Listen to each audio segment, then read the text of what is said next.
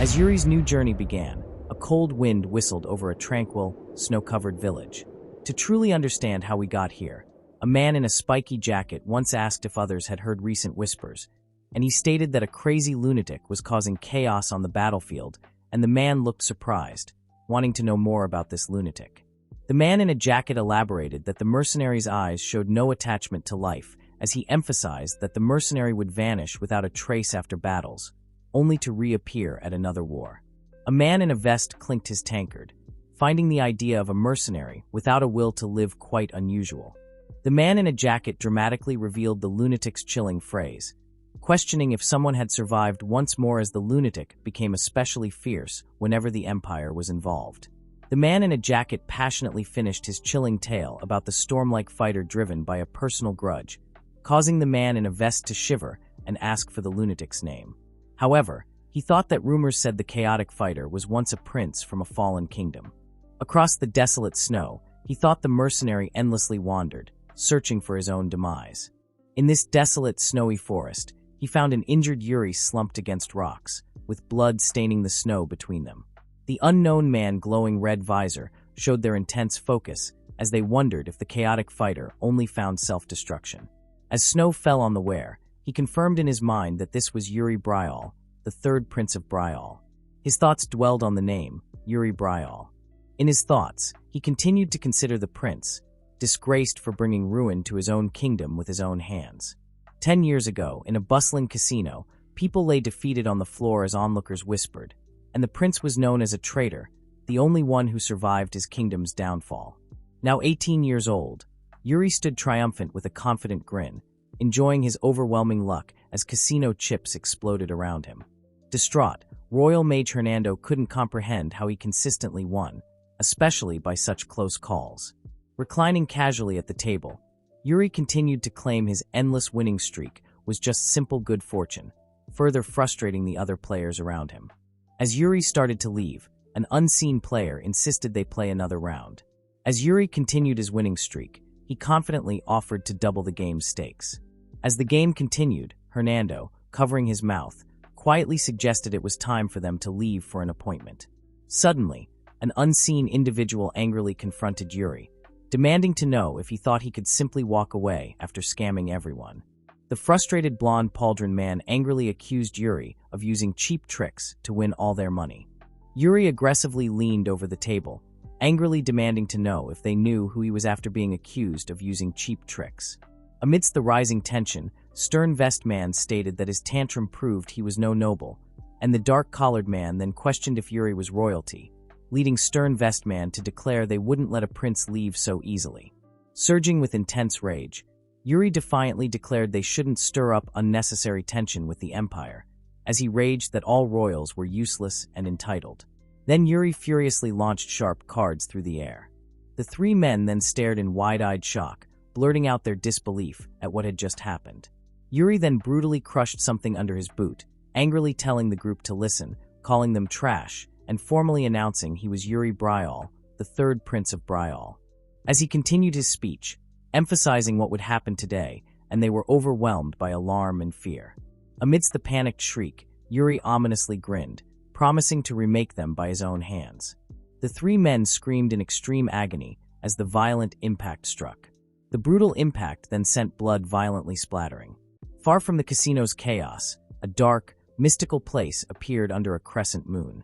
Leaving the casino's chaos, a hidden speaker in the mystical darkness earnestly insisted they were being truthful. In a grand hallway, Yuri questioned Ekaterina about her lateness, wondering why his messenger hadn't informed her of her father's emergency meeting, which she claimed was her reason, as he firmly urged her to just let it go. And Ekaterina quietly processed the prince's chilling words. Amidst the ongoing chaos, the imperial princess of the empire, Ekaterina Iwarna Granzayan, appeared with a serious and stern expression. Ekaterina angrily questioned if he was the only one making time, stating how difficult it was for him to get there. Yuri insisted that while he understood their side, they should also try to see him, as he explained that with his father gone, he now had to be very cautious. As the imperial princess looked down, Yuri gently touched his head, and he admitted he was about to share a secret. After her confession, Ekaterina reacted with hurt and sarcasm, wondering if she was now just another person to him. Startled and upset, Yuri quickly insisted that he hadn't intended her words in that way. She challenged why he was given an item if no one trusted her. Distressed and shocked, Ekaterina now grasped her arm as the glowing blue amulet lay discarded on the dimly lit ground. With a determined and sad look, Ekaterina firmly stated that no one should make contact until she made the first move, and Yuri reacted with urgency, quickly calling for a moment to pause. Ekaterina started to walk away, arching her entrance, and he called out to Ekaterina. Holding the glowing blue amulet, Yuri was lost in thought, wondering what to do next. An unknown man stood in an entryway, Yuri realizing how difficult escaping this situation would be. Then, a shadowy figure with ominous glowing white eyes and an unsettling grin suddenly appeared. That day marked a turning point. The unstable balance between Bryal and the Empire finally reached its limit. The precarious balance of power still swayed the Empire's small provocations, now swiftly turned into an uncontrollable conflict. And so, the conflict between the two nations exploded beyond all control. Yuri's eyes widened in shock, reacting to the alarming pronouncement of an invasion. As the cataclysmic inferno engulfed the city, Yuri declared the Empire had invaded Bryal. Yuri urgently commanded everyone to evacuate as panic filled the crumbling, debris-strewn streets. He ordered everyone near the palace to evacuate immediately. Yuri silently watched the colossal palace engulfed in the raging inferno, and the escalating conflict against the Empire finally ignited into a full-scale war. The uncontrollable conflict continued to rip through the city with devastating impacts, and the war dragged on for countless years, claiming many lives. As the chaos settled, autumn leaves drifted under a cloudy sky. The devastating war continued without any end in sight. A defeated Joshua lay on the desolate ground, as Yuri desperately called out his name.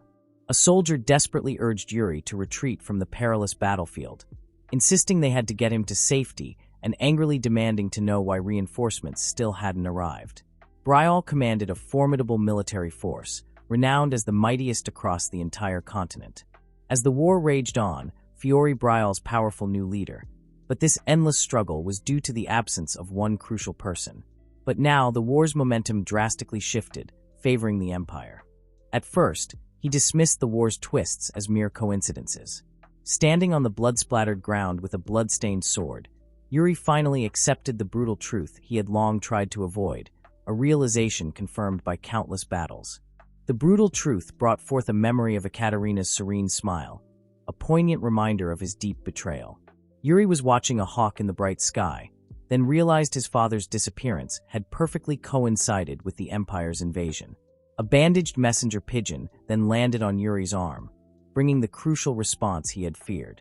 After receiving the message, Yuri's eyes showed deep shock and despair. His gloved hands clutched the crumpled note, revealing its devastating apology. In the end, it truly was only despair. On a burning battlefield, the Prince of Bryal fiercely fought, his enemies hoping his death would bring Bryal's collapse. And he thought this relentless fight would never truly cease. The despair continued as Yuri swiftly parried a powerful sword strike.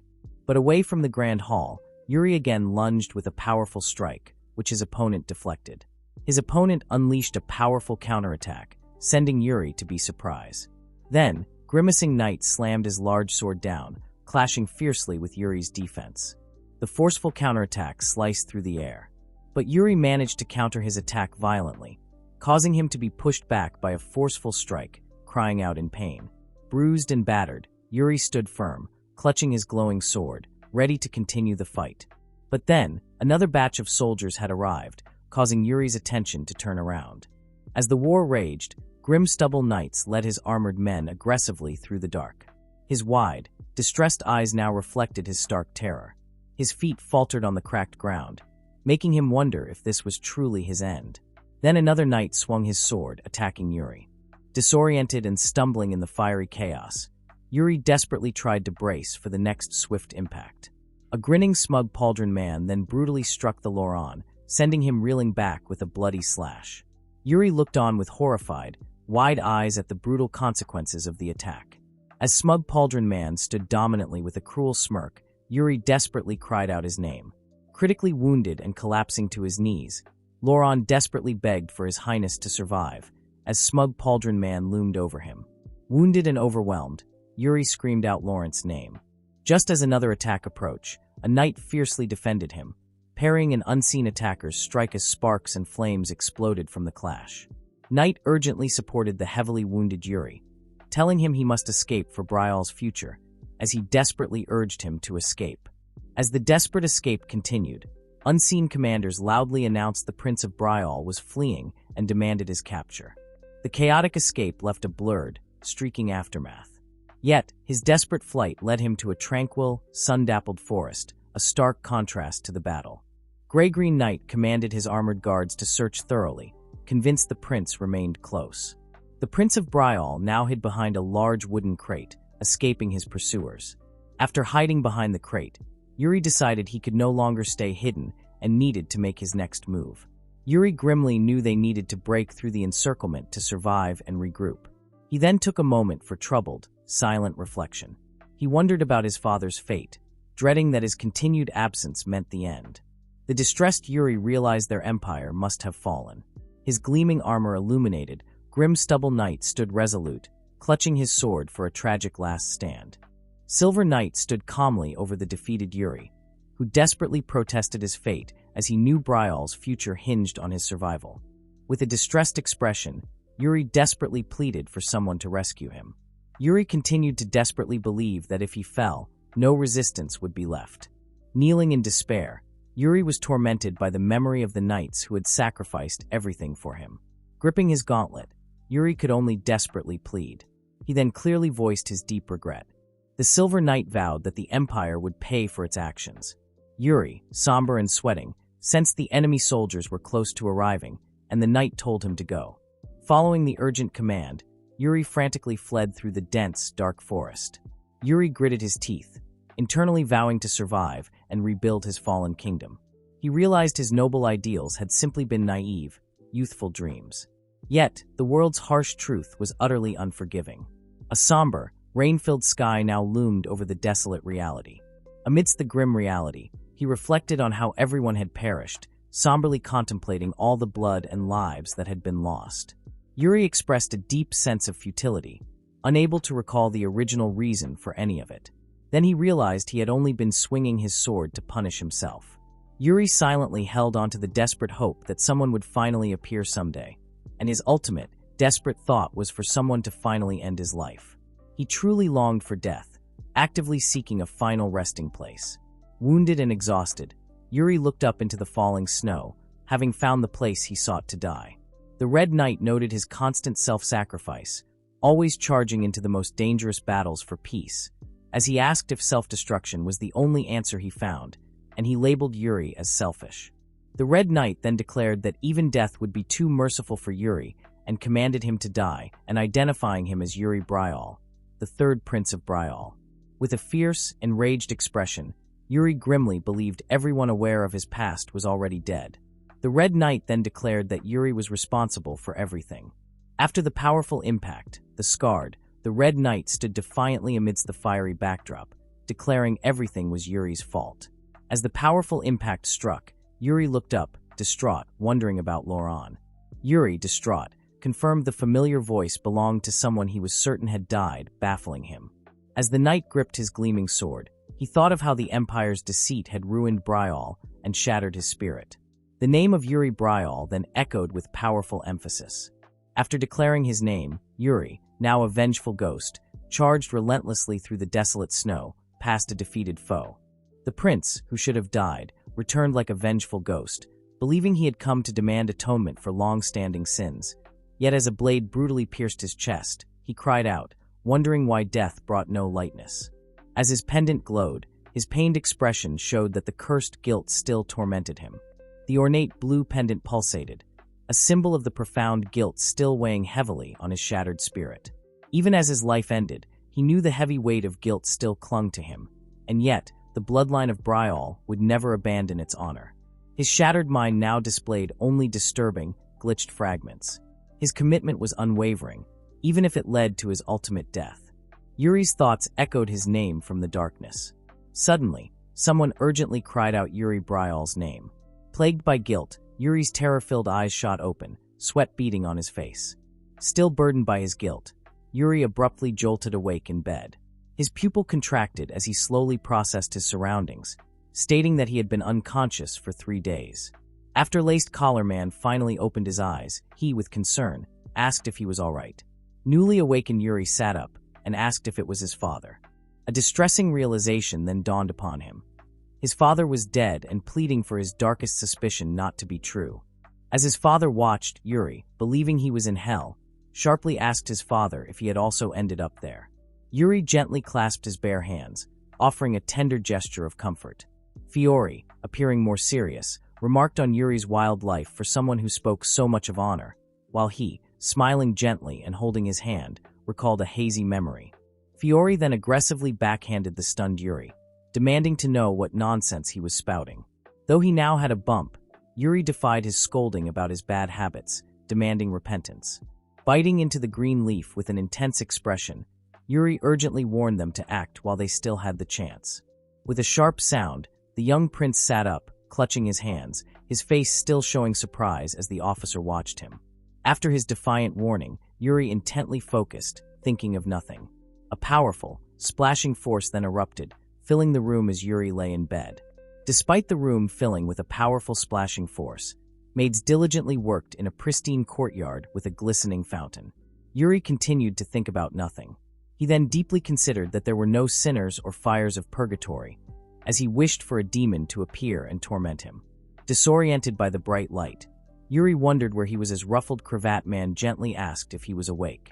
The intense light caused the surrounding figures to gasp and blur with profound disorientation. After the intense light, Fiore urgently called out to the unconscious Yuri, who lay surrounded by concerned individuals. As his name was urgently called, Yuri had lost his consciousness. A grand, shimmering cosmos with distant stars and nebulae unfolded, leaving Yuri convinced it was only a dream. The radiant blue hourglass flowed with bright sand, making Yuri wonder if his whole life was passing by. Despite Yuri's efforts, the golden hourglass violently shifted, its rapidly falling sand splattered with red. He couldn't wake up, and the world hadn't ended.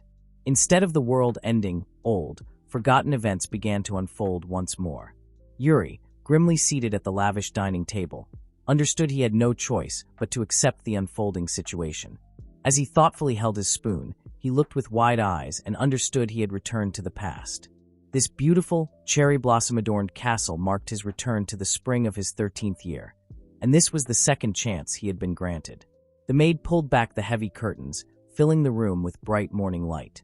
As the maid continued to open the opulent curtains, announcing it was time for His Highness to wake up. Still groaning from under his covers, Yuri heard her firmly remind him that he had asked to be woken. The explicit mention of sword practice made his eyes suddenly jolt open in surprise. Yuri abruptly sat up with a sharp gasp, resigned to the training that awaited him. Yuri sat up in bed, disoriented and frantic, urging for his clothes but quickly realizing he needed to wash up first. As Yuri stepped out of bed, the maid urged him to calm down. Braided maid woman named Aina continued to help Yuri, offering to wash his face and inviting him to sit.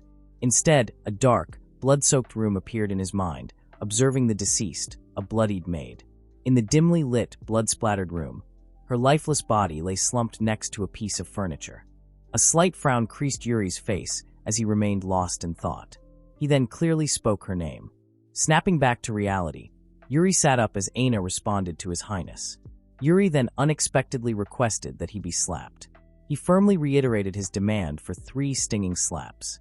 Visibly shocked, Aina, hands clasped, questioned if he was ordering her to commit treason, but he dismissed the idea of treason, firmly stating his orders made it impossible. Still unsure, Aina asked if he was truly certain about his strange request, and Yuri then firmly confirmed his certainty. Identifying himself as Yuri Bryall, as he declared he always kept his word, and a confident, cunning smile subtly spread across Yuri's face. The magnificent castle of Bryall stood majestically under a bright, clear sky. His new training began with a sharp strike against a wooden scarecrow. The forceful impact was then followed by a sharp sound. Yuri winced in pain, a red mark on his cheek from the clash of wooden staffs, as he forgot that Aina had impressive strength. Meanwhile, his brothers watched something off-panel from a grand staircase, both smiling as he was teasing them, and he continued to lament that no one offered to help treat his injury. The training continued as two wooden swords dramatically clashed. Finishing his reflections, Yuri felt disappointed that Bernard never inquired about his cheek. Bernard, the confident Mandarin swordsman, was Yuri's swordsmanship teacher. Yuri parried another attack, frustrated that his teacher only sparred with him and didn't correct his form. As Bernard aggressively attacked, Yuri wondered when he had started teaching by sparring. From a grand, arched window, Bernard sadly considered Yuri's immense natural talent, finding it a true waste. Bernard, with a pensive expression, reflected that Yuri could be a true blessing to Bryall if he were more diligent. As Bernard left through the doorway into a bright hallway, Yuri watched with a somber expression. Yuri then intensely realized it began right after he had made that comment. He recalled that his persistent refusal to cooperate caused Bernard to stop teaching and just spar with him. He internally confessed that the pressure only made him want to slack off even more. Bernard maintained his stern, focused expression as Yuri directly called out to him. Even as Yuri's internal battle raged, a grim reminder of the world's dangers, he dramatically declared his new resolve, demanding the best training. Now that everything would begin, Yuri, stern and determined, brandished his blade, poised for immediate action. Yuri then confidently declared to Bernard that he would now be completely serious, and Bernard responded with silence. With a confident smile, Bernard wondered what had gotten into Yuri. With a confident smile, Yuri then declared that everything would truly begin from this moment. Bernard now gripped his powerful blade, ready for the intense training to begin. With a focused eye, Bernard declared it was time for the real training. The immense impact of Bernard's sword pushed Yuri back, making him cry out for his teacher to hold his attack. A sudden, powerful impact caused him to show intense terror. Bernard's powerful, swift sword swing landed with a sharp impact. With a slight smirk, Yuri suddenly understood the situation after the powerful impact. Bernard's blade then sliced through the dark, starry void, leaving a brilliant light trail. As the intense training progressed, Bernard stood powerfully, radiating immense magic from his dark sword, and in his determined face reflected his immense concentration as powerful magic swirled. His rigorous training occurred before his journey to Brill. Bernard continued to strain, letting out a sound of effort as he struggled to control the sword's immense power. Such fierce power revealed Bernard as the sword demon. Yuri's sword fell on the ground. The exhausted Yuri, lost in thought, fully grasped his mentor's demanding training.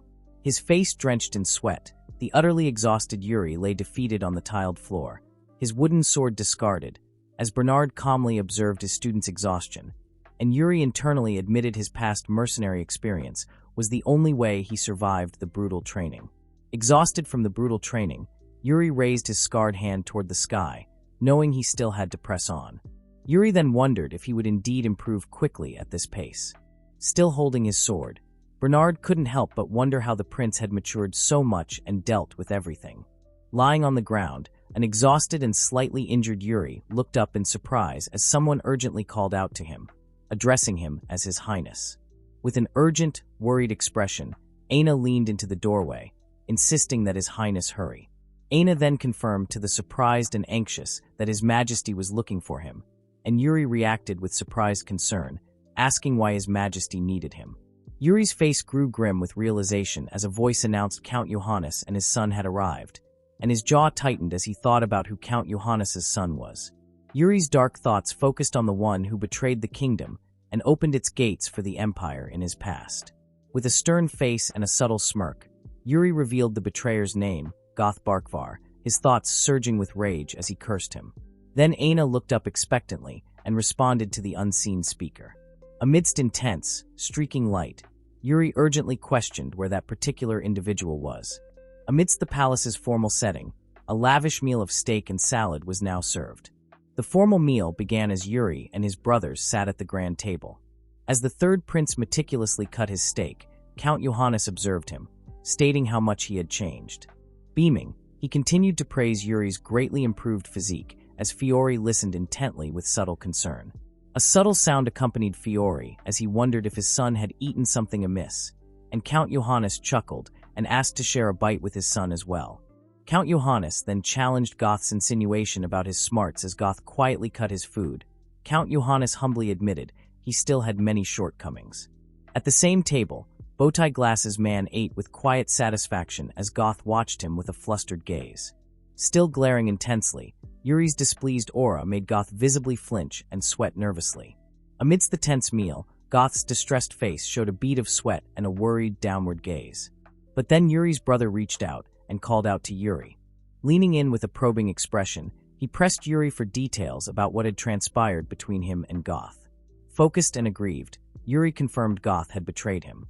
His brother leaned back, then challenged Yuri's apparent willingness to simply accept such a treacherous act. Yuri then responded to the challenge with a subtle, cunning smirk and thought that on the outside, he pretends to be dignified, rolling his eyes around like that, and his behavior is the same, then and now. Meanwhile, Goth got annoyed as well. Following his declaration, Goth face silently pondered his strategy.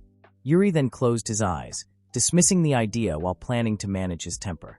As he recalled, the flames now engulfed the grand castle gate, a devastating display he dedicated to Goth, and he resolved that this life would be completely changed from his last. The tranquil garden stirred Yuri's memories of easily defeating Goth in their one-sided fight, making him wonder if an old grudge had driven the country's betrayal. Goth looked surprised as Yuri questioned his sword skills. Gripping his staff, Goth cautiously began to explain his limited skill and question the sudden inquiry, but Yuri angrily cut him off. Yuri stated that the kingdom does not need narrow-minded knights, which confused Goth, and explained that he wasn't an official knight yet. But Yuri confidently held his wooden stick, and he questioned Goth's destiny to become a knight for the kingdom. Goth, still holding his wooden stick, then hesitantly acknowledged the truth of Yuri's words, but had a clear reservation. Yuri, holding his wooden stick, then energetically challenged Goth to a duel. Yuri then lunged aggressively with his stick, catching Goth off guard as he tried to block the powerful strike. Recoiling in anger, Goth called the surprise attack a cowardly act. Undeterred, Yuri continued his determined sprint, ready to land another forceful blow with his wooden stick. Yuri's stick struck Goth's face, making him cry out in pain. Goth, clutching his injured eye and face, pleaded with the third prince to uphold chivalry. After his plea, Yuri's wooden stick slipped from his grasp. Goth was stunned and couldn't believe Goth had even dropped his stick. Ignoring the plea for chivalry, Yuri aggressively lunged forward with a smug smile. Yuri's powerful midair kick sent Goth sprawling onto the ground, his wooden stick now lying discarded. Yuri's attack sent Goth flailing to the ground, making him cry out in pain. After knocking Goth down, Yuri firmly took control of the discarded wooden stick. Standing victoriously over the defeated Goth, Yuri called his name as Goth on the ground, wondering about his father's respected title, a reputation he had once sold to the Empire. Yuri, still holding the stick, seriously questioned Goth about its true purpose. Gripping his staff, Yuri paused, recognizing that Goth had not wanted to live the way he did, as he extended his hand further, asking Goth if his question about their current life in Bryall was too hard. And Goth agreed and stated that he didn't understand what he meant. Adopting a stern gaze, Yuri mimicked a hesitant reply, then firmly stated he would ensure no knight, including himself, held such weak thoughts. As Yuri stated, he would ask again with renewed intensity as he demanded to know why his father was a count and who gave him that power. Clasping Goth's hands, Yuri urged him to always seek the core of any situation, stressing the seriousness of his instruction and urging him to carefully heed his words. Goth then quietly affirmed his acceptance. As Yuri's future began to unfold, Goth walked away from the grand building.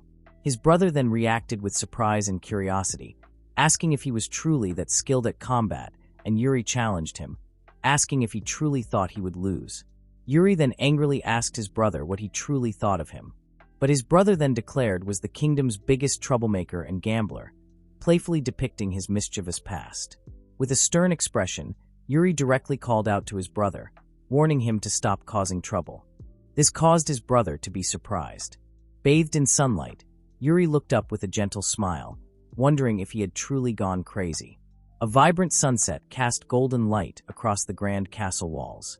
As the sun set, Yuri, gripping his wooden sword, was utterly relieved that the intense training was finally finished. Completely spent from his rigorous training, Yuri sighed in exhaustion as Bernard informed him that the day's hard work was finished. Still on the ground, Yuri looked up with surprise and concern as Bernard addressed him once more. With a knowing look, Bernard leaned down and told him it was time to learn the mana method. Astonished, Yuri sat up and asked if the officer would already teach him his mana method, but Bernard refused, stating it wasn't good enough for him. Bernard then suggested a new Brilliwan method. Then Yuri asked why, and Bernard explained the Brilliwan method as an excellent technique with pure energy and outstanding efficiency. Gripping his wooden practice sword, Yuri realized he had already mastered the Brilliwan method in his past life, recalling how he had honed it to a decent level as a mercenary, yet he still pondered. As Yuri sat deep in thought, Bernard, seeing his silent contemplation, asked if something else was on his mind, and Yuri confirmed he was still processing his thoughts. Yuri's eye widened as a new idea suddenly struck him. With a new idea, Yuri then sat up and told Bernard to find a royal guard member with great natural ability, caring more about potential than current skill, and he remembered one more powerful skill he had never touched in his past life. Bernard thoughtfully considered the prince's aptitude. Bernard then silently considered the best candidates, and with a decisive expression, declared Jared possessed exceptional aptitude. Sitting on the ground, Yuri looked up at the dark tunic swordsman, questioning if this was the candidate chosen solely for his aptitude. Yuri, looking troubled, now quietly considered Jared's name. He thought back to meeting Jared at the very end of the war. This realization pulled Yuri back into a stark memory of war. On the chaotic, flaming battlefield, his own skills were still just average. On the desolate, blood-splattered ground, it was surprising the chosen candidate had even survived, being among the hopelessly unskilled. Amidst the burning ruins, Gerard dejectedly found the aftermath of battle incredibly frustrating. He realized his own excellent potential had gone unhoned and wished he could return to the past to train relentlessly. And when the war came, Yuri leaned against his sword amidst the smoldering ruins, telling them to stop their nonsense. And they had both become thoroughly rusted swords. Yuri lightly patted his midsection, declaring it was time to move on. Following the grim realization, he continued to casually pat his midsection. He suggested they go visit their unskilled knight. Yuri purposefully strode towards Jared, who stood ready with his sword, and he decided it was time to confront that person and straighten them out. Yuri headed towards the grand, dark castle, bathed in the dramatic sunset. As he arrived, a door creaked open, revealing a thoughtful soldier in the arched doorway. Yuri smiled brightly, raising his hand to greet an unexpected highness, eagerly asking what brought them there, and Yuri explained he was there to see how things were progressing. The soldier replied that everyone was doing their best, despite their shortcomings, and Yuri was still processing his words. As he watched, Yuri confirmed everyone was indeed very motivated, even as they continued their energetic sword sparring. Then he asked where Jared was, and the soldier leaned in to ask if that was indeed the recruit, and he pointed him out. Yuri and the soldier continued to observe the intense duel from the railing, as he uttered a soft sound of understanding. Watching the intense training, he suddenly realized Bernard's true intention, that its purpose was to push one's limits. With a grimace, Yuri contemplated how the warrior had grown so rusty by merely doing enough to get by. Yuri, eager to join the training, commanded him to bring him a wooden sword so he could spar with himself, and the soldier asked who he would be sparring against. Yuri pointed to a lazy soldier training below, choosing him as his sparring partner. In the grand hall, Yuri and Jared stood ready with wooden swords, watched by other trainees. With a wide smile, the two soldiers enthusiastically urged Jared to give his all and stay sharp. As the duel began, Jared stood ready, holding his wooden sword, and Yuri acknowledged his impressive talent.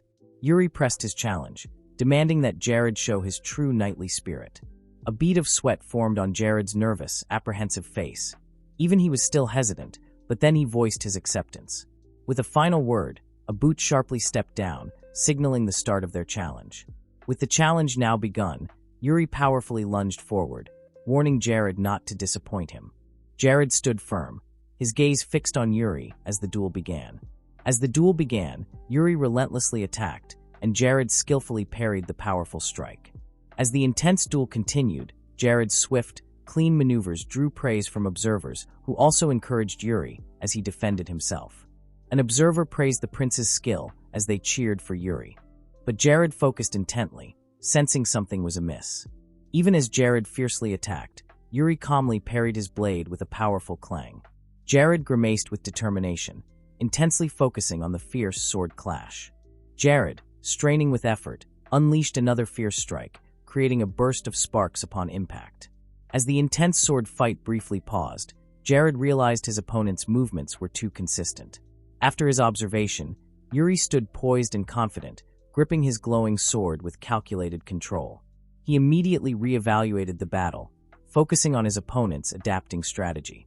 Yuri then realized his opponent was adjusting to his speed.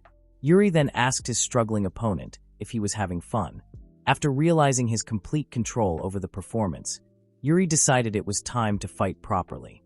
With his new resolve, Yuri relentlessly attacked, forcing Jared to parry with a powerful clang as he gained the clear advantage. As Jared recoiled in pain and shock from the relentless attack, Yuri subtly smiled and asked what was wrong. Yuri then lunged with a powerful strike, and he noticed Jared's expected beast-like reflexes as he braced for the blow. Jared unleashed a powerful, sweeping attack, forcing Yuri to desperately parry the formidable blow. Jared, with a focused and impatient look, lunged forward with a rapid and forceful attack, declaring he had intended to go easy. Gritting his teeth and sweating, Yuri struggled to block the powerful blow, admitting it was no use. Despite being a fully trained knight, Yuri realized that enhanced abilities, thanks to his memories, made his own efforts pointless. Though Yuri believed he couldn't win against him, the outcome of their duel remained uncertain. Even though his defense was failing, Yuri's determined eye showed he would persevere. Jared's wide eyes showed the shock from the powerful strike. After Jared's moment of shock, Yuri unleashed a powerful sword slash, making Jared quickly raise his weapon to defend. Yuri continued his intense combat, determined to finally land a hit. Yuri continued his dynamic assault with a wide sword arc. Yuri, holding his sword, grinned widely, pleased that the intense duel was now much more exciting. Yuri landed a hit, surprising Dark High Collar Man, while Epaulette Man praised His Highness's amazing move. Yuri, gripping his wooden sword, then directly questioned Jared if he was letting him win, and he firmly denied that he was letting Yuri win. But Jared's expression quickly shifted to deep concern as he realized something was wrong with the match. Jared stomped his foot, realizing he felt cornered despite being on the offensive. Yuri grimaced with intense effort as he unleashed a powerful attack. Yuri's powerful strike just missed, as he realized how close it was. After the intense confrontation, Jared found the whole situation truly exasperating. Finding the situation exasperating, Jared now stood ready, holding a sword surging with newfound power. From behind a barrier, they reeled back in shock, shouting Jared's name and asking if he had lost his mind. The shock continued as the Red Pendant Knight cried out, confirming that a mana sword was now being used. Jared then aggressively unleashed a powerful slash with his mana sword. The powerful strike released a wave of force. Jared, surrounded by the intense energy, watched with awe and concern, reminding them they were fighting the third prince. His eyes narrowed with intense focus, urging himself to regain control. As the formidable mana sword struck, dark hair fell to the tiled floor. Dazed and surprised, the man cried out as someone urgently called for His Highness. Jared cried out, eyes wide, as he recoiled in pain. As the soldier exclaimed in alarm at Jared, he worriedly asked if he was all right.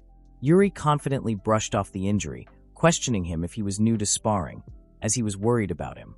Then he did with a decisive, determined expression and ordered him to pick up his sword. Yuri lunged with his mana sword, declaring there was no reason to stop, forcing Jared to block the powerful slash and stumble backward desperately. Yuri's dark-booted foot firmly stomped down, bringing renewed power to his relentless attack. With a confident smirk, Yuri relentlessly delivered another forceful strike, yet Jared skillfully parried it with both hands, causing a blinding flash and confirming his superior skill. His relentless assault continued with intense speed. Amidst his intense assault, Yuri reflected that this prince was truly unlike him. Jared grimaced intensely as the rapid attack slashed past him, pushing him to his absolute physical limits. As Yuri, pushing past all limits, unleashed a powerful and aggressive attack with a fierce grin, Jared bravely parried Yuri's intense attack, creating a violent clash of sparks. Yuri ferociously lunged with his glowing weapon, aiming a devastating blow at Jared. Yuri's fierce attack overwhelmed Jared, pushing him past his breaking point. Back then, in the Grand Hall, Yuri aggressively lunged at him, who stood ready for an intense sword fight.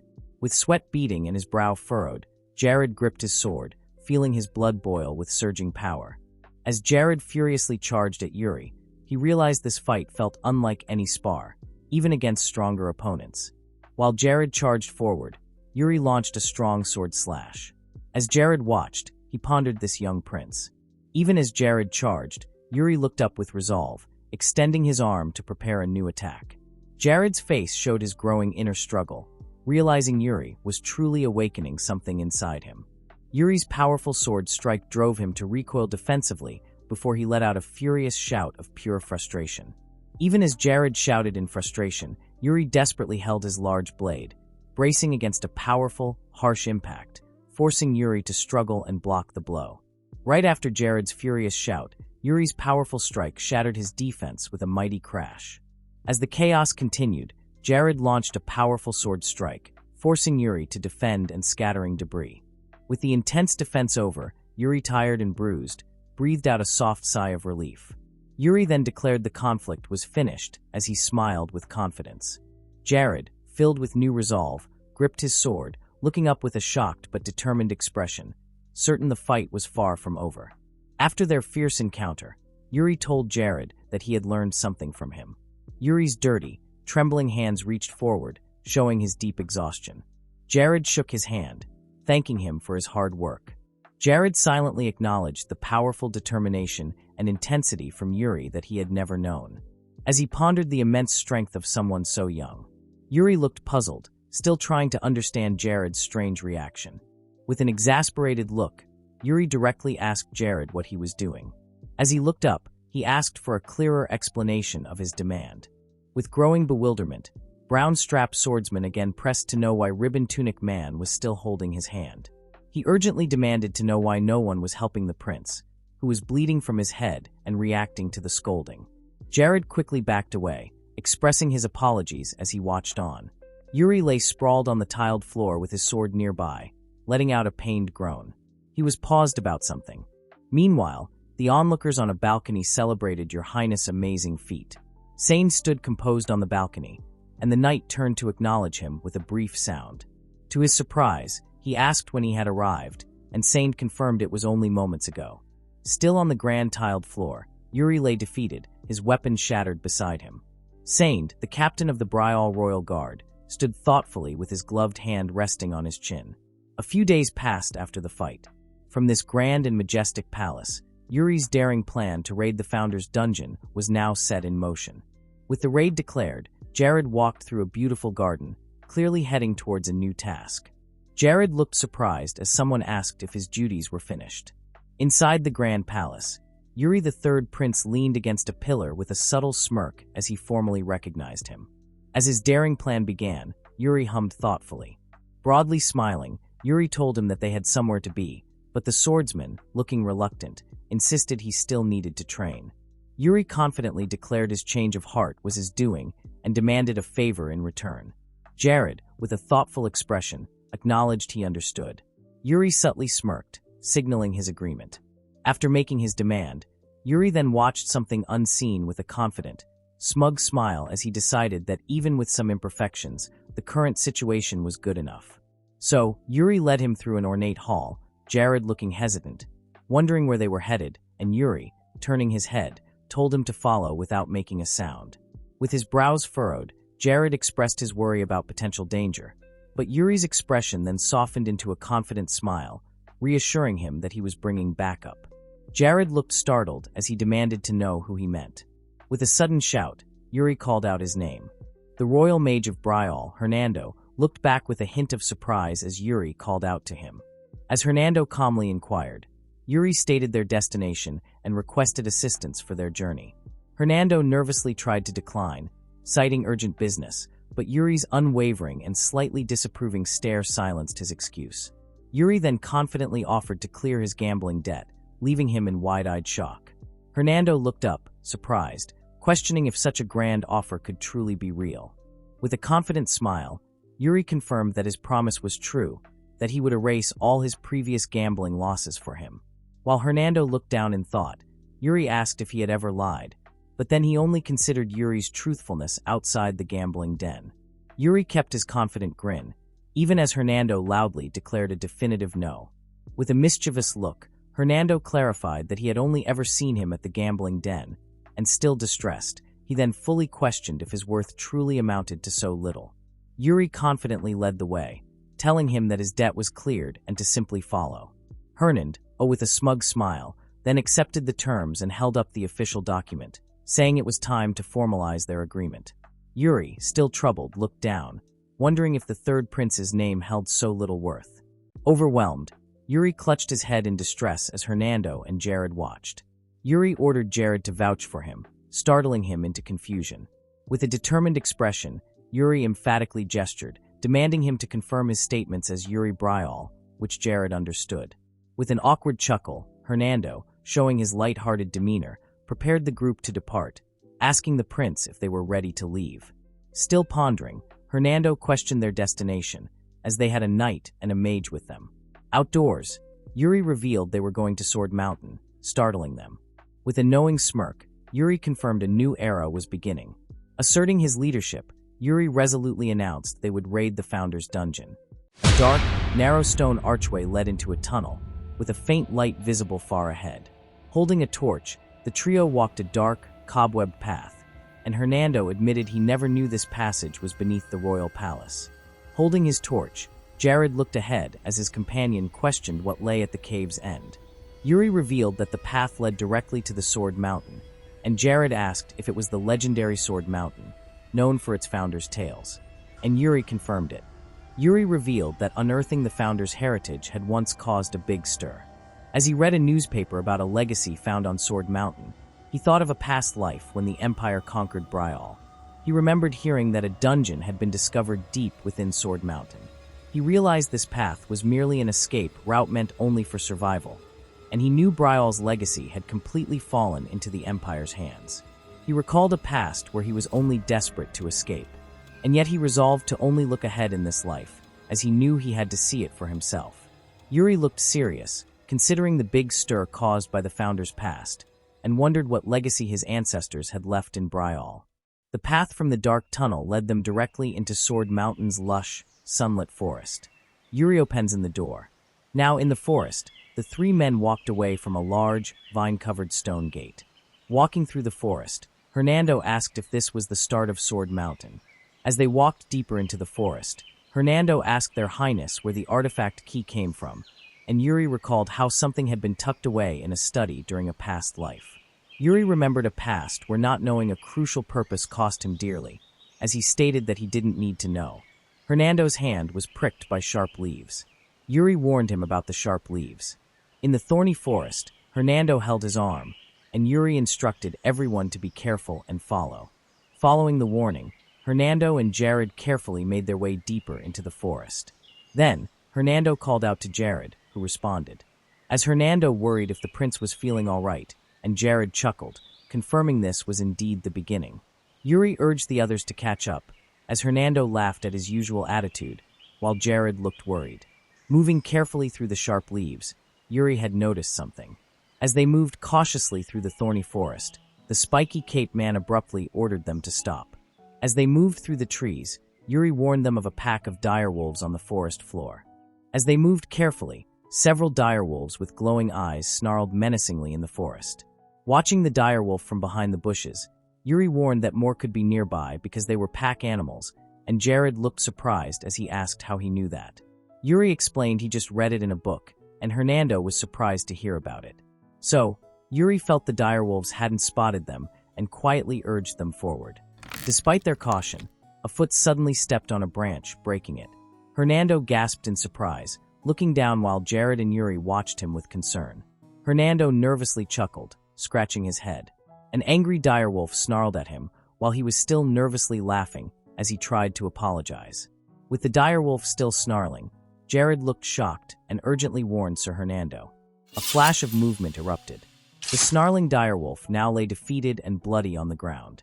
As Hernando looked at the defeated direwolf, Yuri observed how he had used mana to overcome its tough fur, and he complimented Jared's work. But he warned them that they had caught the leader's attention. The leader wolf howled into the sky. They stood in the clearing, while Jared held his sword among the many wolves. Facing the dire wolves with his sword, he instructed them to stay close behind him. The two aggressive wolves started to attack him, while Jared gripped his glowing sword. As two enraged wolves lunged towards him. As the wolves lunged, Jared's angry face hardened, and Jared struck with his weapon, causing the dire wolf to be torn. Watching from afar, Hernando praised his impressive fighting skills, though Yuri seemed to have a slight reservation, and he warned them that their struggle was far from over. Amidst the lunging wolves, Jared grit his teeth in a pained grunt. Hearing his name called, Hernando looked at Yuri and heard his simple response. Hernando commanded that it was time to show the skill their father held in such high regard as he cast a fireball. As Jared struggled, Hernando generated a ball of fire in his hands. Still struggling, Jared used his sword to block a bite from the wolf, asking what was meant. Suddenly, a powerful burst of energy erupted. Jared managed to slash the mouth of the wolf, and he jumped out of the scene. Then, immense flames burst forth. A little while later, a fortified city with large castle walls stood under the setting sun, and Hernando stated that he didn't expect any more monsters beyond the direwolf pack. Jared looked out at a distant city, stating they had finally arrived. Yuri proudly announces that they have arrived at the peak of the Sword Mountain. Standing in the rocky, barren land, Jared asked if this was the correct destination, as he sensed nothing out of the ordinary. Standing confidently by a large rock, Yuri confirmed his earlier judgment. He believed something vital lay hidden around them. On the rocky ground, a red glowing object was partly visible in a small dip. As Yuri pulled at something, Jared looked on, surprised and concerned, urgently calling out to him, but Yuri stated that they had to pull it out. Then Jared called Hernando to help them, and Hernando complained about his wound on his hand, stating that by what he felt was a mage's shameful wound. A sword with a red gem stood embedded in the ground, a hand close by. Yuri grabbed the sword on the ground. Yuri pulled the large sword from the ground, surprised by what he saw. As the large sword stood against the sky, Hernando noticed it didn't look like it had been buried for very long. Yuri looked up at the sword and noticed something. With a close look at the sword's blade, it was engraved with a guilty word. Jared, looking surprised, wondered if this was the long-lost ancestor's legacy, and Yuri admitted that he wasn't certain. Suddenly, the ground was shaking, causing them to panic. Smiling slightly, Yuri wondered if it was time to uncover the legacy. They suddenly began to fall through crumbling rocks. Plunging them plunged into a dark void amidst flying debris. And a loud bang was echoed in the place, as they landed in a cavernous tunnel that ended with a glowing blue crystal structure. After their sudden fall, Yuri lay injured on the ground, looking up. Jared supported the injured Yuri as he struggled with a pained groan. Yuri knelt by the injured man, and he was impressed that Jared used mana to protect his body, while Hernando floated, glowing, and commented that the cavern was far deeper than he had imagined. But then Yuri wondered if he had prioritized his own safety over his during their sudden fall, and Hernando explained that it was urgent at that moment. Suddenly, a sound was echoed in the place, and Hernando was surprised upon hearing it. Hernando urgently pointed out something to Yuri in the dark tunnel, as a strong energy was swirling towards them. But Yuri immediately rejected their attempt to change the subject, as he quickly rejected that idea. But Hernando insisted that it was true and stated it was a ghost. Upon hearing it, Yuri's face contorted in terror, demanding to know what was happening. Amidst the blue light of the cavern, a large, dark, armored figure with glowing red eyes suddenly appeared. Yuri knew it was the presence of a Death Knight. He called Jared and urged him to get up. Then Yuri kicked him out and forcefully told him to get up from the ground. Jared slowly stirred, looking around in confusion as he urgently questioned their location. Jared gasped as the Death Knight now stood before them. Jared defended him from the Death Knight, telling him to retreat, and he sarcastically remarked that it had taken a long time for it to arrive. The terrifying Death Knight now stood firmly on the dark, possibly bloody ground. Yuri carefully observed the Death Knight now standing before them. He thought of it as a knight reborn from death, as he knew that he became more powerful after death. Yuri had another thought. As he held his sword, Yuri assured Jared that the Death Knight was not dangerous. With a questioning look, Jared asked how he could be so certain, and Yuri sensed a powerful presence. Yuri pondered why the dungeon's guardian would be hostile to Yuri Bryal, a person of its own bloodline. As he asked if he didn't agree, the Death Knight stood still, seemingly deep in thought. Suddenly, the Death Knight pulled out his sword. The Death Knight's sudden lunge left Jared and Hernando alarmed as one urgently called out to him. A powerful force then erupted. As the Death Knight struck, Yuri looked up in terror, prompting a companion's urgent warning. The Death Knight's glowing weapon sliced down, impacting the ground and sending debris flying. Overwhelmed, Hernando gasped in shock as he thought that Yuri's head had been split in half. As Yuri glared, he sternly told him to watch their mouth, while Hernando quietly thought about the prince's hair being split in half. The Death Knight radiated a familiar, arrogant attitude. Yuri urgently asked who he was. With his companions nearby, he was suddenly struck by the unexpected thought of Eric Bryall. Jared then called out the name, Eric Bryall, and Hernando recounted the legend of Eric Bryall, a peerless swordsman who had conquered the entire continent. Eric Bryall, the very first king and founder of the Knight Kingdom of Bryall. Yuri asked if he was the first to arrive, and the knight confirmed it. The Death Knight warned that only a descendant of Bryall could draw the sword. The surprised Yuri drew the treasured blade, confirming it was indeed their ancestors' supreme weapon. The Death Knight told him to use it. But then, the Death Knight was surprised by his reaction and asked what happened to him, and Yuri apologized for touching something that wasn't him. Then, the Death Knight called him out. Yuri looked concerned, and the Death Knight asked for their reason to be there. Yuri moved the legendary sword he held. Holding the sword, Yuri announced that he was the heir of Eric Bryall and the third prince of their era, and demanding the founder's legacy. The Death Knight's eyes glowed fiercely. So, the Death Knight then went through the stone passageway, and he felt it was time to fulfill his duty, as he would provide what was desired. He stepped in, and the Death Knight led him to the stone dungeon passageway. As they ventured deeper into the dark passageway, Jared felt that nothing made sense. In the dark, Jared pondered the strange reality of being in the Founder's dungeon and talking to a Death Knight, as he reflected that being a royal guard was much different from what he had thought. But then, Yuri called out his name and questioned his actions. As they ventured deeper into the dungeon passageway, Jared's face showed his utter surprise. Jared looked surprised, his thoughts focused on the prince. In the fiery, desolate land, a vivid memory just appeared. Then, Yuri questioned if he was not coming along, and he, clutching his head in distress, thought the wild things he was seeing couldn't possibly be real. Jared urgently shouted that he was coming. The brown uniform man walked deeper into the crystal cave, heading towards a cloaked figure in the distance. They ventured deeper into the dark cave, which was subtly lit by glowing points. As they moved deeper into the crystal cave, the Death Knight stood amidst the glowing blue crystals. Then he sat down on the rocky crystals, and the crystals suddenly glowed while Yuri was looking at him. In the glowing blue cave, they took fighting stances while a third covered his face, gripping their sword. In the glowing blue darkness, the Death Knight held onto a quiet hope that he was worthy. Engulfed in a bright blue glow, Yuri gazed out over a vast, mountainous land beneath the twilight sky. Yuri stood confused in the desolate, rocky landscape, asking where he was now. As he turned, noticing a man figure with a sword in the distance, and wondered if it was indeed the founder they had heard so much about. With his sword in hand, Yuri was surprised, calling out to stop them as he recognized something. The faceless swordsman made a powerful strike, casting a red light across the rocky ground. An intense light and impact radiated as Yuri gasped that it was not human. Yuri clashed blades with the faceless swordsman, grunting in the struggle. As a mysterious energy formed, Yuri suddenly realized what it was. Yuri looked on, surprised by the mysterious energy. The faceless swordsman, holding a luminous sword, and realized it was a mana sword. The faceless swordsman stood, and holding its luminous mana sword. Yuri, as his eyes were sharp with focus. The faceless swordsman stood holding his mana sword. The faceless swordsman tightly gripped the hilt of its luminous mana sword.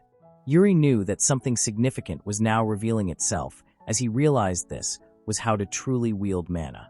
But then, the faceless swordsman suddenly moved his hands, indicating to Yuri to move closer. Yuri wondered if he really had to copy the faceless swordsman's technique in the midst of their battle. Scratching his head, Yuri let out a nervous chuckle, baffled by the unfolding mystery.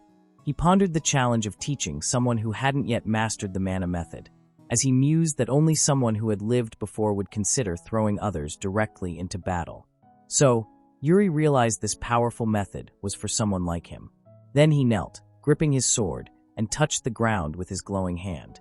As his hand glowed, Yuri tried to copy the technique, wondering if he was performing it correctly.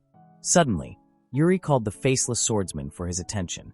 Despite the revelations, Yuri admitted he was still confused.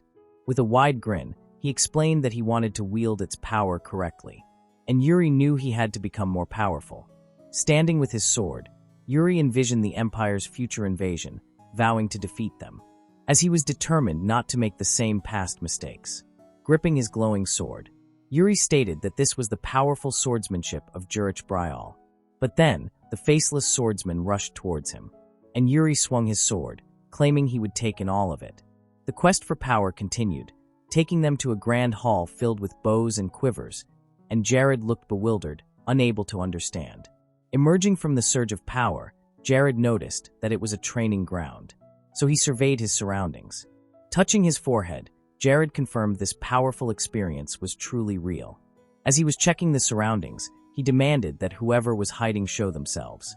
When all of a sudden, someone appeared behind him, Jared quickly turned around. Then Jared, startled, faced a menacing doppelganger, gasping in surprise as he wondered if this was the Death Knight's trial. As he stood in the hall, Jared asked for his name, wondering if he was also the same as him, and his doppelganger urged him not to defy his fate. So Jared reacted with surprise, unsure of what was happening. His doppelganger then asked if he had joined the Royal Guard merely for a comfortable life. But Jared warned him to stay away from Yuri, and with a stern expression, his doppelganger told him that defying his fate would only bring more misery. Exhaling and looking down, Jared reflected on how his past self would have faced their current challenges. Reflected in the surface, he thought that he would have once agreed with those words, and he considered how different everything was now, as he recalled Yuri when they were fighting, and so Jared expressed that this felt like a mere play. Holding his sword, Jared smirked, thinking his fake opponent simply didn't understand. With a serious and focused expression, he knew that a swung sword could never be taken back, and dwelling on past actions only confuses. As they both prepared their swords, his doppelganger smirked at such arrogant thoughts. So, he started to rush towards him. His doppelganger swung his sword downwards with a powerful strike. As his trial began, Jared's face contorted in shock and pain. Believing the situation was serious, Jared was determined not to take any chances and found his opponent endlessly focused on defense. As his sword fiercely struck, he recalled his past life. His doppelganger leaped through the air, ready for another attack. With a sly smirk, Jared found the entire situation incredibly dull. His doppelganger recoiled from a hit, as Jared still found the trial boring. Breathing a sigh of relief, Jared stood with his mana sword while his doppelganger hunched on the ground. Jared observed a dark, melting substance formed around his doppelganger's lower body. When all of a sudden, his doppelganger transformed into mud, and it started to grow. His doppelganger turned into a gigantic mud, making Jared realize the real adversary was somewhere else. So, Jared thrust his sword into, and thought the foe was a noisy brute, and imagined the prince was now deep in battle. With his mana sword in a ready stance, he uttered a plea and urged Yuri to conquer this new ordeal. Meanwhile, a loud banging could be heard on the scene. The rock was engraved with the markings of the sword, and Yuri now sat with his sword against a cracked rock in the desolate landscape, and the faceless swordman walked towards him. Amidst the desolate rubble, Yuri looked down. The faceless swordsman's arm radiated power as he readied himself to strike. Then, a powerful blast ripped through the desolate landscape. The faceless swordsman's arm moved with immense power. A powerful force sent Yuri to the ground, where he braced with his glowing sword. Yuri gripped his sword, now blazing with power. Radiating newfound power, Yuri prepared to strike. He delivered a powerful sweeping attack, striking the faceless swordman. A massive force then erupted from his sword. After the powerful blast, the faceless swordman landed on the ground, catching Yuri's attention. Scattered debris and glowing particles now covered the desolate ground after the powerful attack. After the powerful attack, Yuri exhaled in relief as he wondered how much time had truly passed.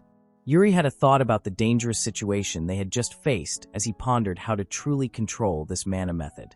He considered that clashing his blade like his life depended on it had been worthwhile. So he realized he was finally getting the hang of his new strength. Amidst the debris, Yuri's eyes widened in confusion. The faceless swordman and his sword started to crack, and not long after, it shattered into many pieces. Yuri noticed that the faceless swordman started to vanish as well. After the stone figure vanished, an ethereal form of energy powerfully emerged. As the figure dissolved, Yuri looked forward with a slight smile, noting that the moment had come. Surrounded by a bright white aura, he closed his eyes and offered his thanks. Where the large stone figure vanished, glowing fragments now covered the rocky ground. The bright light from the vanished figure caused Yuri to groan in discomfort. After the bright light, Yuri, still holding his sword, stood bewildered in a dark, cave-like place. As he found himself in a dark cavern, wondering if he had truly returned, Jared and Hernando checked on his well-being. Waking up amidst the large blue crystals, Death Knight looked at Yuri and commented on his good dream, and as he asked what had just happened. Holding his sword, the Death Knight explained that Eric had arranged all of this for a future Bryal descendant. Yuri reflected on Sword Mountain burning, destroyed by the Empire in his past, as he realized why no Bryal family member had ever made it to this point. So he questioned if the founder had used this mana method, and the Death Knight quickly denied.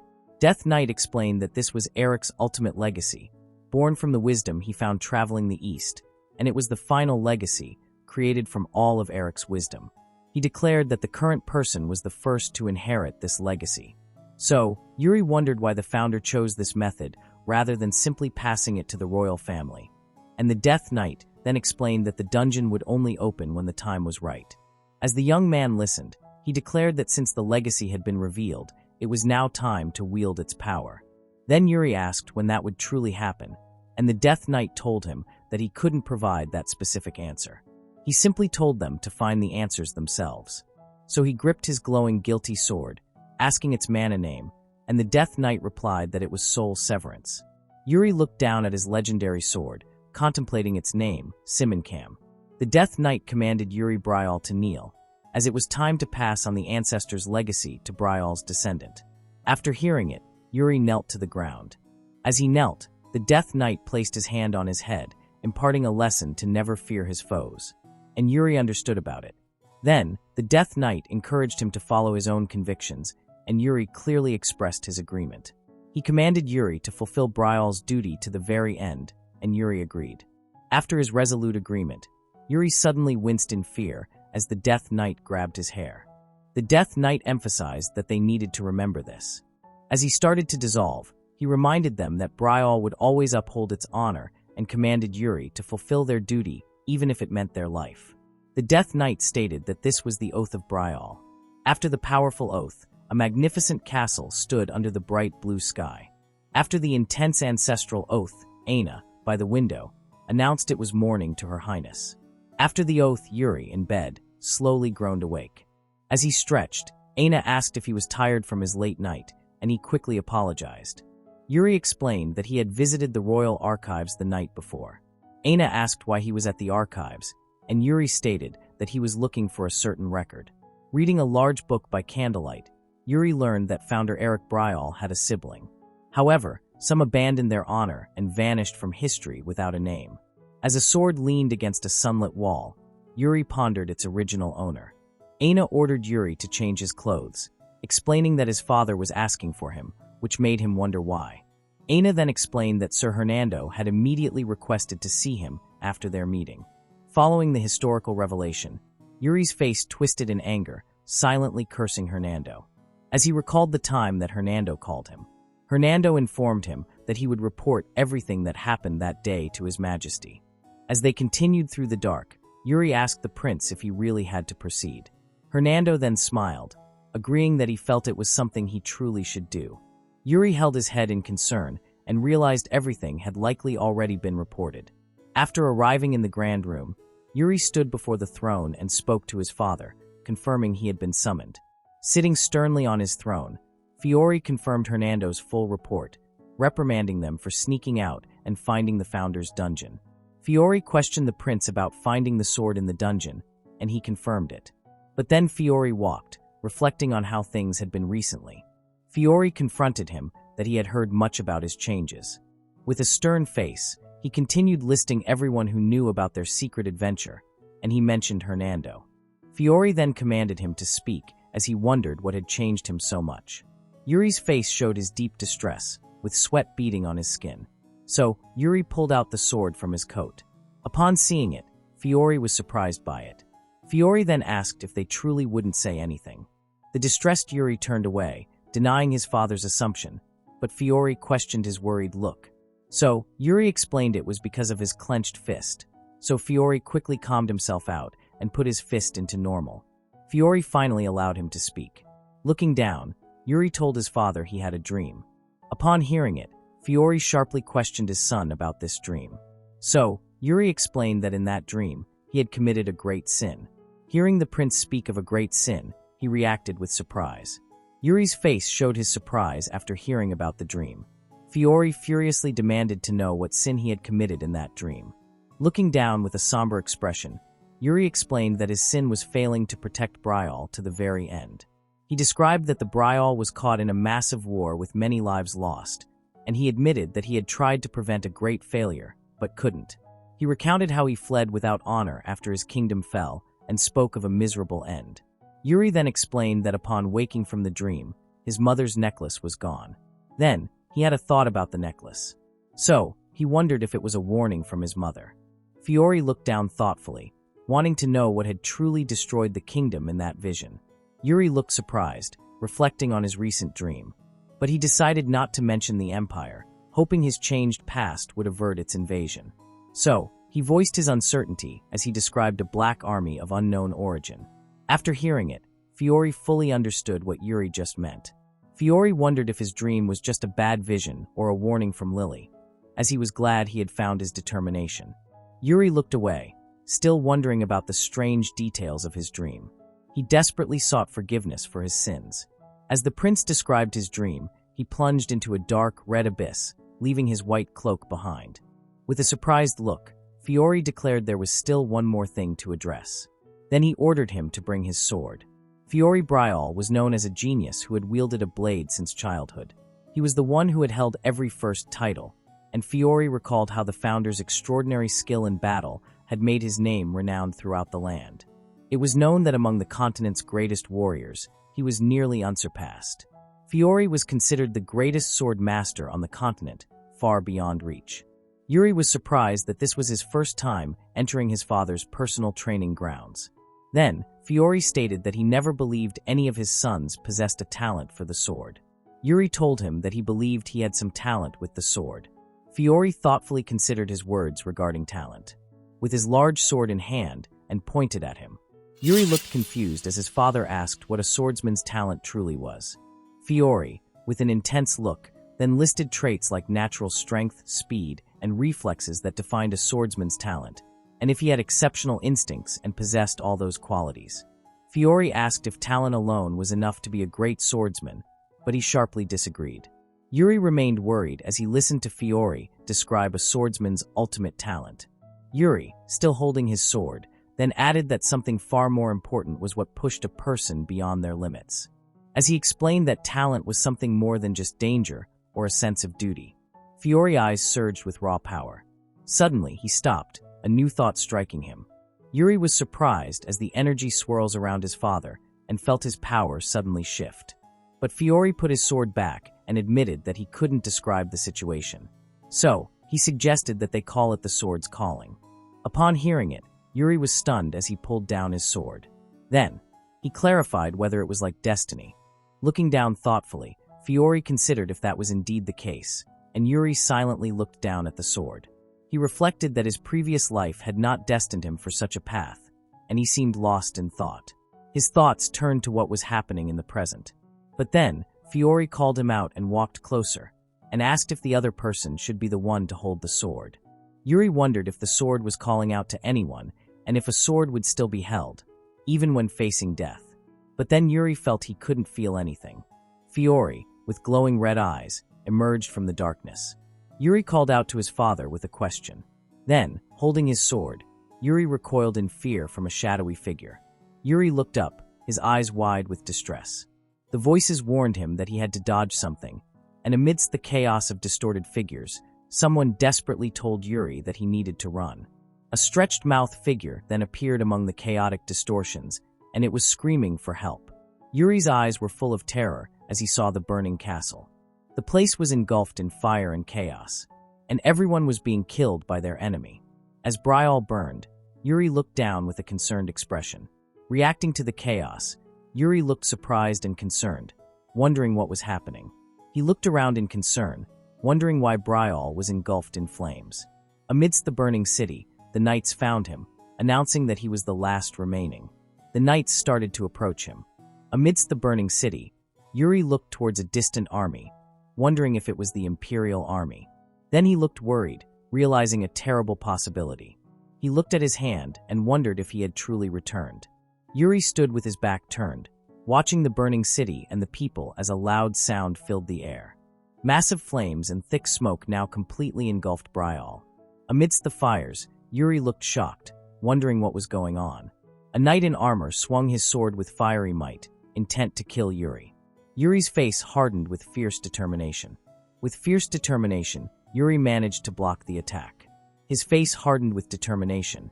Yuri clashed swords with the knight as he gritted his teeth. With fierce determination, Yuri unleashed a powerful slash and brought his large sword down on the knight. Yuri looked back as his allies vowed to hold off the attackers for him. Yuri looked back in distress, and his allies urged him to escape the place. Through the raging flames, the knight charged at the armored man. As embers glowed, Yuri wondered if the intense chaos had only been a dream and if Bryal was truly lost. Amidst the glowing embers, a sword blade pointed down into the fiery ground. Yuri stated that there was no stopping it. Amidst the burning city, Yuri stood holding his sword, surrounded by fallen figures. He gripped his ornate sword. Despite his words, he had still held a conflicting thought. While the knights charged forward with their spears, Yuri then thought to himself that he was already bound by a promise. Yuri then firmly believed he would never fear his enemies, as he recalled the Death Knight saying to him that he must follow what he believed. A jagged mouth, splattered with light, then appeared in the shadows, to fulfill his duty to Bryal to the very end. So, Yuri started to fight back. He swung his sword, yelling intensely. He managed to slash his sword, cutting his enemy, who cried out in pain, and he charged it again at the other knight. Because of that, Yuri's face had blood on it. Then another swift attack landed with incredible force, but Yuri managed to block it. So he gripped his sword for a powerful strike. He struck it on the mouth of the knight. Amidst the burning city, Yuri in ornate armor gripped his sword, his face a mix of pain and resolve. He breathed heavily, his head bowed after the intense battle. Amidst the ongoing battle, an aggressive voice proclaimed the Prince of Bryal was now a dead man. From the dark, an aggressive voice demanded they just give up, and with blood splattered on his gritted face, Yuri thought of Bryal. He thought they would always keep their honor and determined even to face death, as he raised his glowing blue sword amidst the flames. Amidst a powerful explosion, Yuri started to launch his attack as he jumped and swung his sword. He determined to fulfill Bryal's duty. Going back to reality, his glowing reddish-orange eyes fixed forward, Yuri vowed they would fight until the end. As he looked down, Fiore urgently called out Yuri's name, asking if he could hear his voice. But then Fiore called out Yuri's name, and Yuri gasped with a distressed look. In the grand hall, Yuri was surprised with a confused expression on his face. With a hand on his shoulder, the distressed Yuri struggled to tell about the Black Army as he looked around. Fiore put his hand on Yuri's shoulder, urging him to calm himself, that it was all just a dream. Yuri looked down, letting out a sound of realization. As his hands were shaking, Yuri wondered if it truly had been an illusion. Meanwhile, Fiore silently looked down at him, still holding his sword. Looking thoughtful, Fiore admitted he was mistaken. He placed a hand on Yuri's shoulder, telling him that he would wield the sword. Upon hearing it, Yuri's mouth curved into a slight smirk. He smiled slightly, confirming that he had made his decision. Fiore then looked to the side with a serious expression. As he frowned and looked at him, Yuri looked worried, fearing that wielding the sword meant his own end. So, he reached out his hand to his father. He reassured his father that he shouldn't worry. As he confidently announced, he was very clever. Upon hearing it, Fiore started to get annoyed. So he swung his hand, causing Yuri to wonder what he was going to do. Suddenly, a deafening sound erupted as Yuri screamed in terror. As the gold epaulette man reached out, a peaceful city with grand buildings and flowering trees was seen under a bright sky. The bright blue sky above the peaceful city was filled with fluffy white clouds as green leaves gracefully fell. Within the peaceful city, a training post stood ready before a grand building. In the grand city, Bernard then turned his head, wondering what was happening. Yuri walked forward, then looked up in surprise, calling out to him. Bernard questioned him about his idea today, and Yuri stated that it was about his father. Bernard smiled, commenting that His Majesty seemed very generous today, and declared that Yuri's training would still be tough. Yuri acknowledged what Bernard said. Yuri then thought of Bernard, realizing that this man had stayed in Bryall because of his father. So, Yuri asked if he remained in Bryall for a duel with his father, and Bernard affirmed his words. He then considered what would happen if Bernard never got to duel his father, as he asked him if he would choose to remain. Upon hearing it, Bernard then strongly denied it, and Yuri, who found him as heartless as ever. Bernard then observed that Yuri wished for him to stay. Then he stated that if he showed him something tempting enough, he might consider it. Bernard explained that swordsmanship was like that of the founder, Eric Bryall. Above, a lavish golden chandelier adorned the grand castle's ornate ceiling. In a grand hall, a red-caped man stood over a maid, declaring she had made a mistake as another watched. A terrified Aina looked distressed, and the red-caped man stated that, according to the law, the man declared that the punishment for the mistake would be execution, and Yuri got mad upon seeing it. Suddenly, Fiore spoke up and sternly questioned if he had come to disrupt his gathering. He commanded that any violence happen on their own land. The man watched on in silence, but he asked for the king of Bryall to understand. The blond man in the white uniform and red cape looked down, his hand on his sword hilt. The man then reminded him that the Empire and Bryall had always respected each other's authority, and Fiore agreed. But then he stated that they had no intention of listening. But then the man asked if he remembered the Gatentia incident, leaving Fiore under a stern gaze. The man highlighted that Fiore had executed an imperial knight, not one of Bryall's own, that he had respected Fiore's honor and not blamed him for the matter. The blond man insisted this situation was just as serious, as he explained that this act was for the peace and honor of their nations. Upon hearing it, Yuri remembered how his father had once beheaded an imperial knight.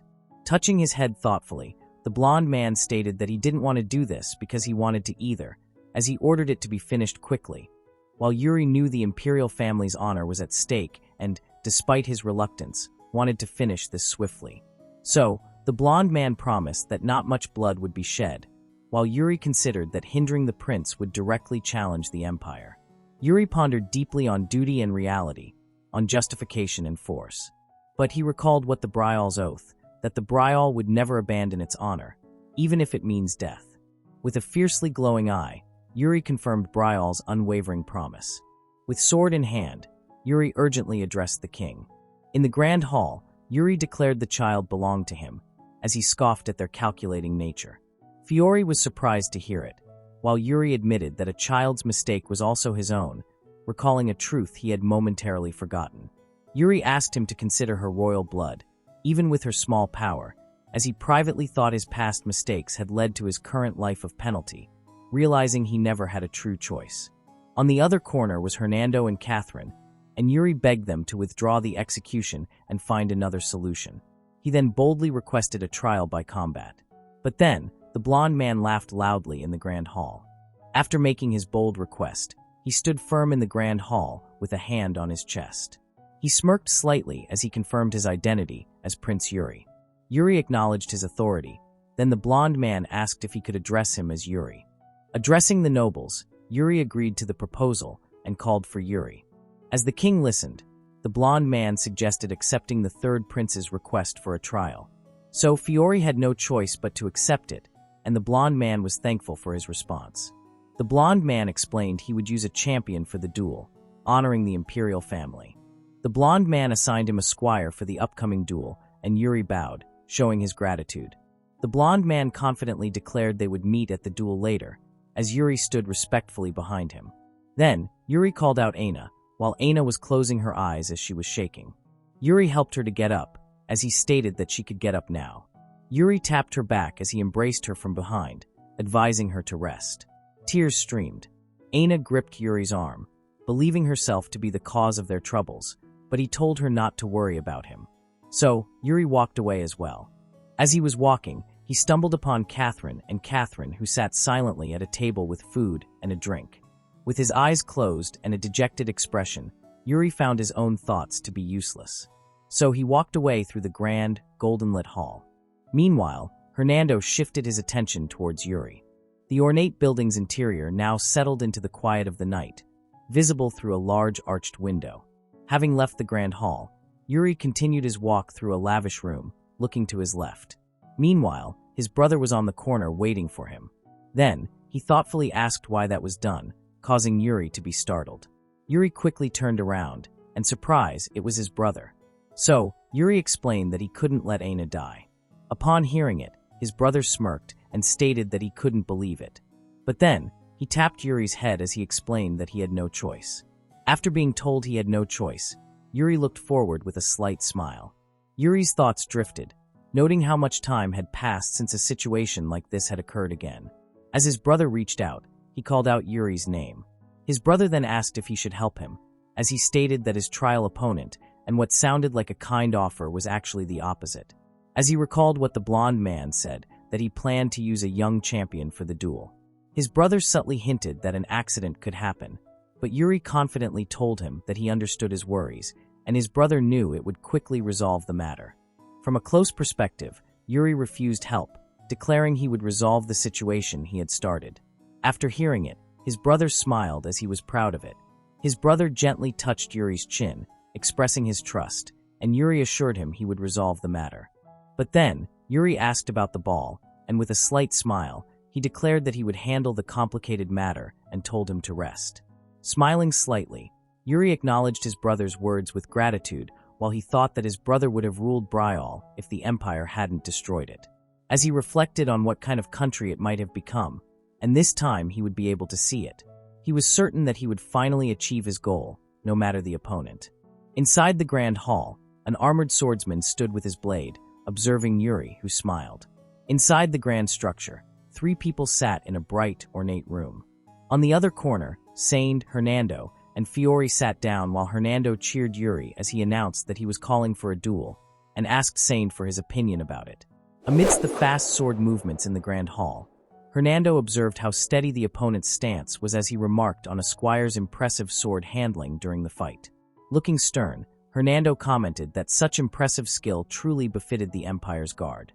The serious Saint worried for the prince, asking Hernando why he was smiling. But then, Hernando told him to check it out. Meanwhile, Yuri was stretching his body, preparing for the battle.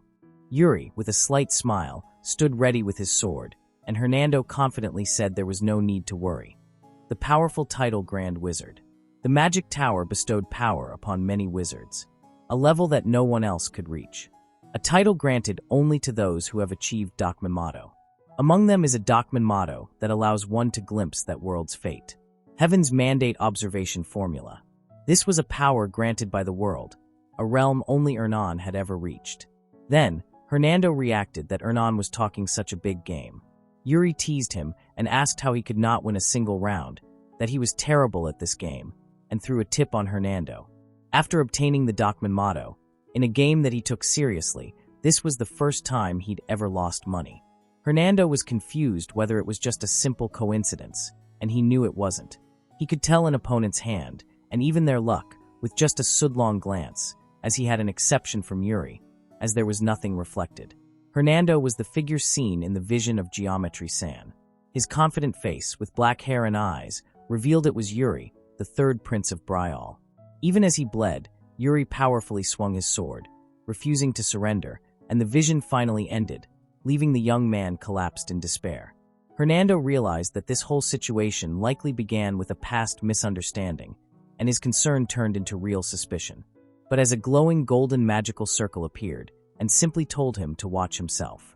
However, Hernando explained he used a special observation method because of the prince's past strange behavior. He confidently thought about a special power he wasn't sure he could use again. He then became completely certain, as he believed that Yuri's future was not set. Saint asked why he was smiling, and he informed them to look. While Yuri was preparing for his battle, Hernando stated that they must not worry about it. Against a bright blue sky, Yuri announced his readiness, then asked how long the other would continue practicing his sword. The blond man sat smirking, his hand on his chin, asking if they truly needed any more preparations. Yuri then smiled slightly, stating he was ready to start the duel immediately, and the knight conveyed that he too. So, Fiore expressed his approval and declared that the trial by combat was to begin immediately. With swords drawn, Yuri and the knight figure stood ready in the Grand Hall.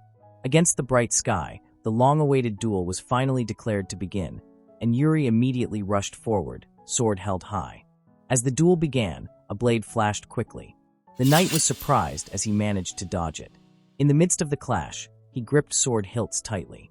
The duel exploded into high-speed combat as the knight lunged and sent another flying back from a powerful strike. Yuri gripped his blade, a smirk on his face as he stood ready. The knight raised his white blade, his face filled with determined focus. Fiore told Hernando that Hernan was also participating. Looking down with narrowed eyes, Hernando affirmed his agreement to His Majesty. As swords clashed, Fiore, looking serious, wondered about the duel's outcome. So, Hernando looked and observed. The knight and Yuri furiously exchanged powerful sword strikes.